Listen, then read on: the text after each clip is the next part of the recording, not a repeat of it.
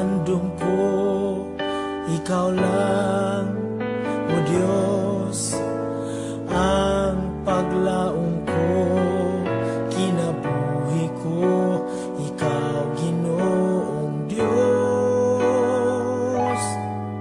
Ikaw ang tanan, ikaw lang, O Jesus. Ikaw lang, O Diyos, ang gihandog ko. Ikaw lang, O Diyos, ang paglaom ko. Kinabuhi ko, ikaw Ginoong Diyos. Ikaw ang tanan, ikaw lamang, Jesus. Salamat, O Jesus, sa pag-igugma mo. Sa mata, ikayon, mapinod-anon ka.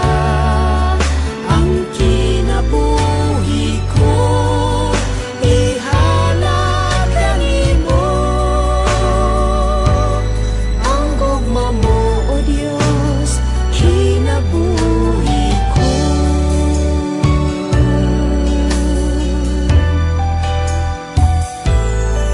Ikaw lang, O Diyos, ang gihandog ko. Ikaw lang, O Diyos, ang paglaom ko. Kinabuhi ko, ikaw Ginoong Diyos. Ikaw ang tanan, ikaw lamang, Jesus.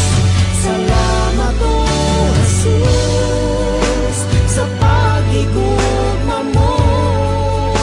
Sa mata, ikayon, mapinod-anon ka. Ang kinabuhi ko, ihalad mo. Ang gugma mo, O Diyos, kinabuhi ko. Salamat, O Jesus, sa pag-igugma mo.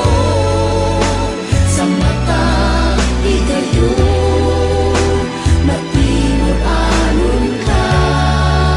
Ang kinabuhi ko, ihalad mo. Ang gugma mo, O Diyos, kinabuhi ko. Salamat, O Jesus, sa pag-igugma mo. Sa mata, ikayon, mapinod-anon ka. Ang kinabuhi ko, ihalad mo. Mapinod-anon ka, labaw ka sa tanan. Ang gugma mo, O Diyos, kinabuhi ko.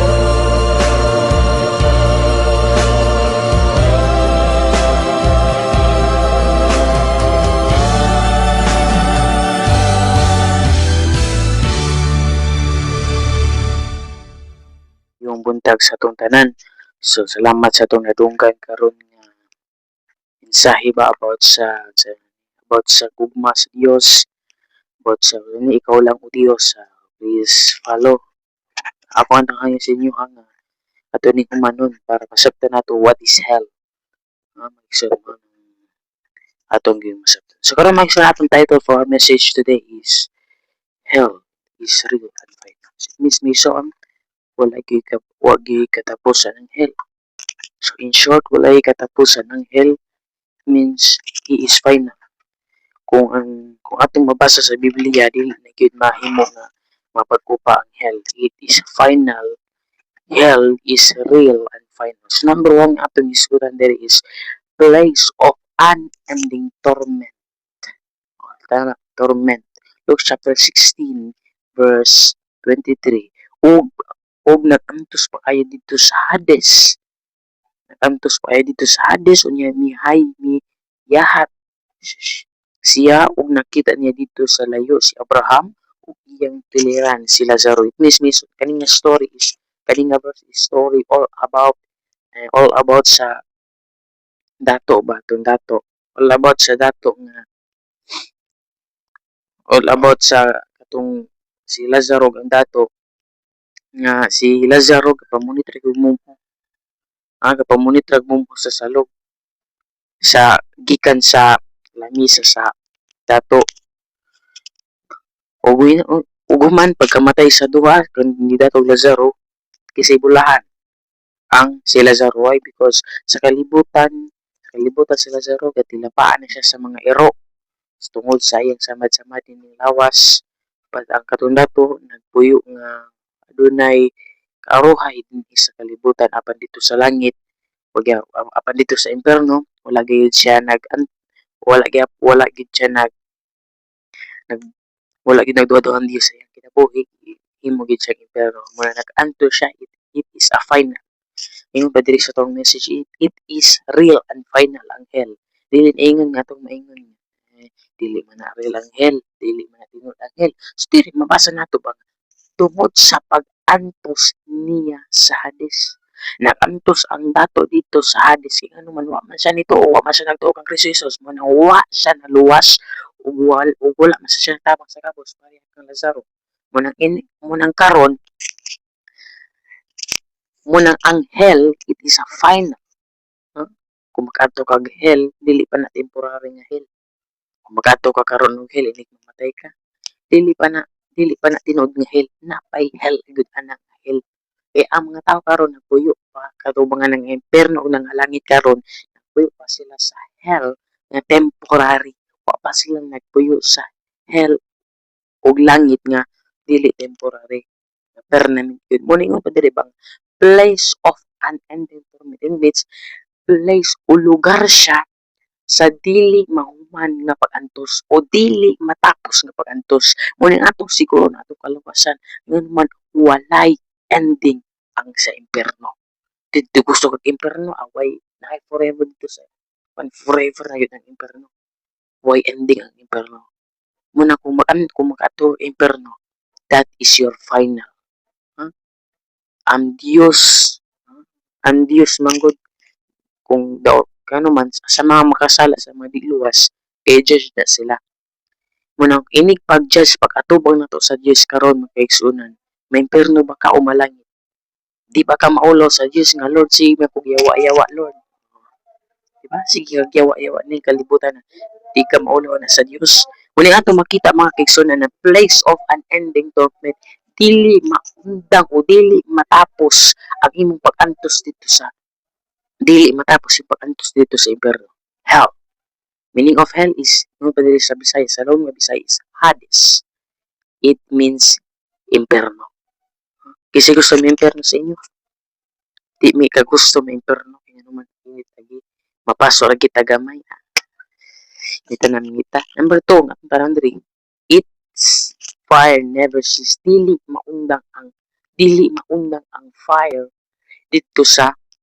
impierno atong tan-awon ang Revelation so dinhi siya sa last og ipadayag Revelation chapter 14 verse 11 the Bible said mag-utbo sa walay katapusan aso sa kalayo or it means usbo nga ng aso sa kalayo dili na gyud magundang tapos na sa kalayo nga magsakit kanila magsakit sa inyo kung dili mo luwas magsakit sa ila atong mga the fire never cease in hell dili gyud maundang ang pagdilaab sa kalayo bisag palungan patong kumbiya dito di gyud mapalong because never cease nagaulbo sa kasakit bisag fireman ka nga nagkag sunog pero kung inig maimpierno ka dito ka mapaingon wala gyud ka wa gyud kay kinabuhi sayang gyud ang imong kinabuhi kung imo ra gisayang ning kalibutan never cease naantos sila sa kasakit sa kainit why gusto man nila that's their choice kung utbo sa kalay nagsakit kanila adlaw o gabi ganyan man kana isa ka adlaw makantos sa walay hunong. It means migsuon dili na magundang wa. Ingon pa sa number 1, wa nay ending. Klaro na to sa Bible, wa ending. Pagsakit kanila adlaw gabi katong misimba sa mananap ug larawan nini o bisan kinsa nga nagpatikan sa ngalan sa mananap o katong ginadang mark of the beast. Itong 666 sa takan katong 666 sa Revelation wala kay pero hindi ka permente. Adlaw gabi igit ka mag-antos. Number 3, no way out after death. Wa gid kay malabasan. 25, Matthew chapter 25 verse 46. Atong tan-awon diri, hell is very grabe kanyo kang hell.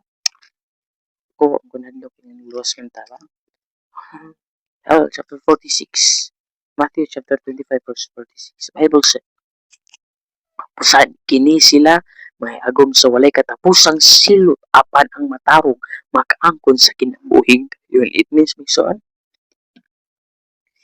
soon wala kung luwas ka makadawat ka sa kinabuhing dayon nagikuan sa Dios og katong mga dili luwas mo sa tong dili luwas masunog hangtod sa katapusan. Walay kahumanan ang pagsunog dito sa imo dito sa impierno. Why?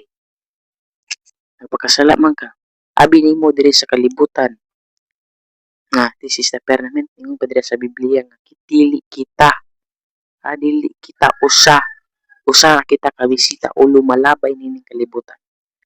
Moningon pa diri nga dakal karon mga tao grabe sa bisyo. Iwa nila na sa tanan sa Biblia. So number 4 nga the last is but God a way of escape.